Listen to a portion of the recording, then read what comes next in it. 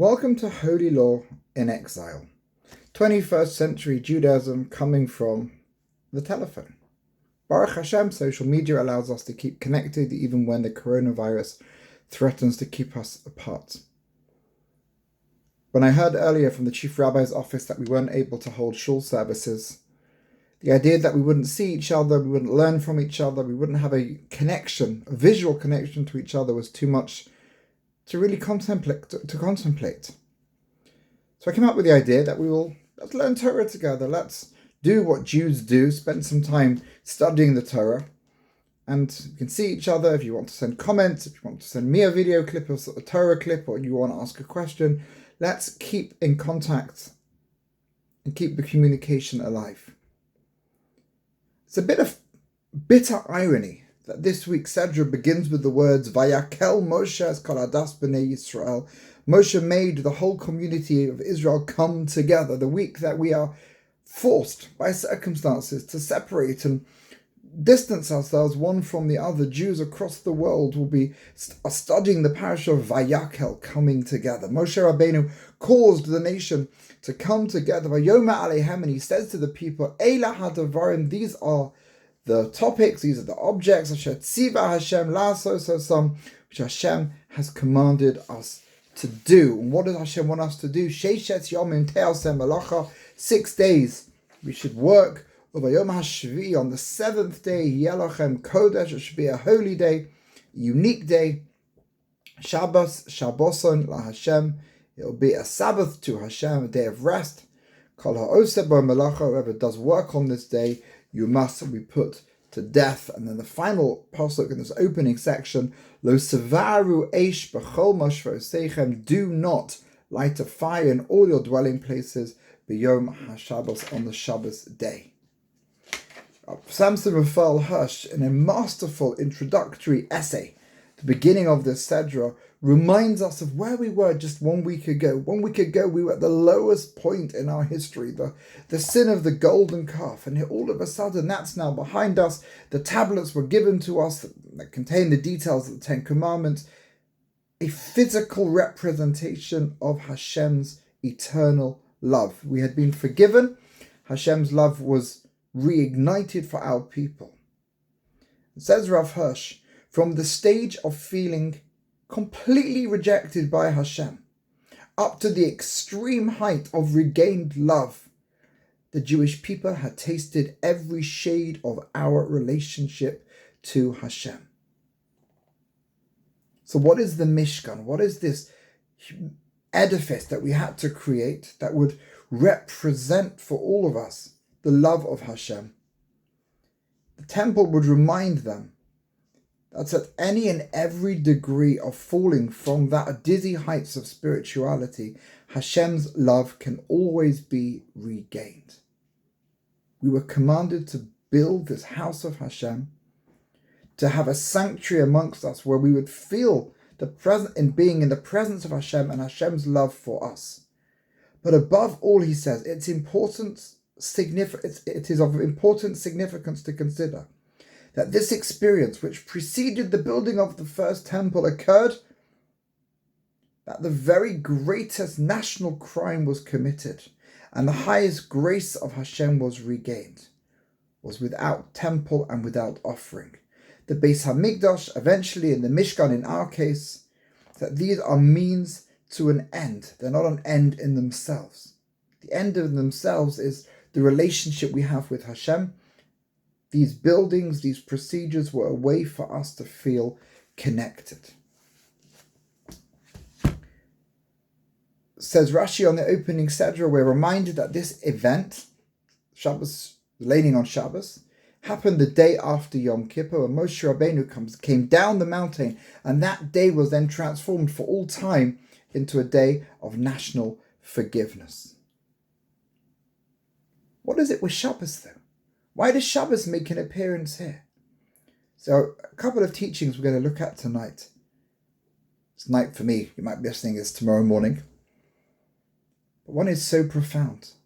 No matter how important this building is, the holiest building we could ever contemplate building, Shabbos is holier. And you've got to stop. and the things you need to do during the week to create this building, you mustn't do those on Shabbos. But it goes a stage further. Because when can Shabbos be broken? To save a human life. Listen to how profound our tradition is in terms of the dignity of all men, all people. If the Mishkan stops for Shabbos, and Shabbos stops for people, then we are on such a high level, we have to recognize the sublime nature of each and individual human being, and why the rabbis and the dayanim from our community and other faith leaders from other communities have taken the decision to shut the places of worship, to distance people from each other, to limit celebrations. In the Jewish community, only weddings are allowed, bar and bat mitzvahs are now on hold, Sheva brachos on hold, because of this importance of each and every human being and their welfare and their good health. The Ramban, in his commentary, Nachmanides, who, for those who don't know, will quote Rashi and then often rip him apart and challenge him, says something very beautiful, that the relationship between the Jewish people came back. Hinei chazar lekadmusam ulahavas kululosam, because of the Hashem gave us the tablets with the 10 commandments on them, and this commandment to build for him a home is evidence that the love came back. Uviyadua shetiyeh shechinoso b'sorcham, that Hashem's presence will dwell amongst our people. The Hasidic master, the Sfas Emes, has the most beautiful teaching, and with this we will end this particular first year. He says as follows, I'm reading from my notes. The Parashas starts with the word Vayakhel. Moshe calls them together. He brought them together to give them a speech.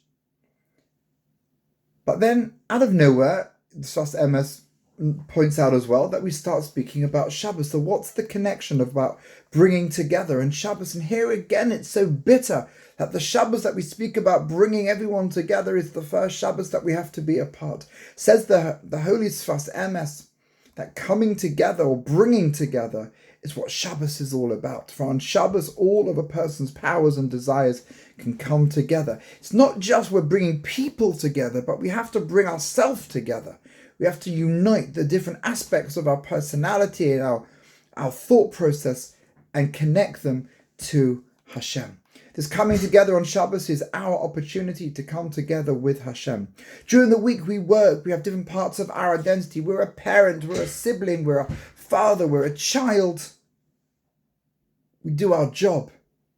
But how do we bring all of that together on Shabbos? On Shabbos we're a Jew. Everybody has to rest. It doesn't say the CEOs have to rest and the cleaners have to work. Everybody rests. It doesn't matter what defines you during the 6 days of the week. On Shabbos, you rest. You're part of the community. The mystical tradition in the Zohar says, quotes the pasuk in the Chumash, Al Yetzei Ish Mimkomo B'Yom HaShvi. No one should leave their place, go out of the city or the campsite originally on Shabbos. Now the word makom means place, but if you remember on Seder night, Baruch HaMakom Baruch Hu, the Zohar is reading the pasuk as follows, that no person lose his individualized relationship with Hashem on Shabbos. Why individualized? Because each person has that spark. Each person has that potential to connect with Hashem. On Shabbos, all creation comes together. When you see a tree on Shabbos, what are you meant to think? It's a manifestation of the love of Hashem for the Jewish people, for the world. Hashem gave us beautiful things in nature. All of our being unites to recognize Hashem. Now, before we sinned with the golden calf, in the previous Sedras, the Torah spoke about building the Mishkan, and then it spoke about Shabbos. And in our Sedra, you got Shabbos first, and then the building of the Mishkan. So why did the Pesukim mixed up? Why is the sequence of those bits of the storyline reversed? Says the Sfas Emes, this is so deep. Ki avodas hachol hu inyan meleches hamishkan. Translated, how does a person serve Hashem on the weekday? By building the Mishkan. The Sfas Emes continues with another puzzling statement. By being engaged in building the Mishkan, we can extend Hashem's presence to the world. We can bring Hashem into the world, a being that we cannot see and we cannot feel and we cannot have a physical manifestation of. It's up to us to bring God into the world. We do that by respecting ourselves. We do that by respecting the godliness in each and every human being. Our weekday activities are viewed as preparing the world to be Hashem's dwelling place. We do acts of kindness. We care about our neighbors, especially now those, the elderly, and those who are not so old in their spirit, but the government declares that they're older. We need to check on them, make sure they've got provisions, make sure they're not alone, pick up the phone and call them, stand outside their window and talk to them, engage them. That's how we bring God into the world. A person's home, that's a person needs to bring. By building the Mishkan during the week, we create that manifestation of Hashem in the world. And just as Hashem abstained from creating the world on Shabbos, so too we abstain from doing so many of the weekday activities on Shabbos as well. Before we went wrong with the golden calf, what we did during the week was a preparation for Shabbos, because all our activities were spiritual in essence, and then Shabbos was the climax of that spiritual work during the week. But after the golden calf, our weekday activities are so often so mundane, are so meaningless, that now we need Shabbos to infuse us with the spirituality and the energy in order to be able to then schlep that energy from Shabbos into the work we do during the week.